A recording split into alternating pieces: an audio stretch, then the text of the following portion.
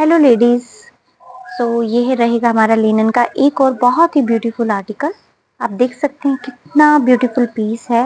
And इसके पल्ले पे जो आजकल काउ वर्क चला हुआ है वो किया हुआ है। बहुत ही सुंदर कारीगरी की गई है और उसको थ्रेड वर्क से सिक्योर किया गया है। बहुत ही सुंदर article.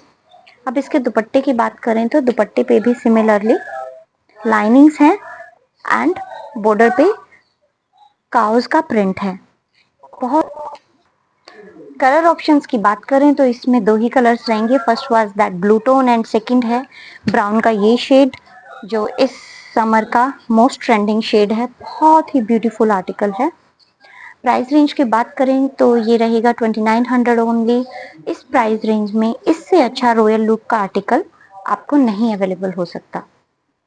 Place your orders at Mohr's.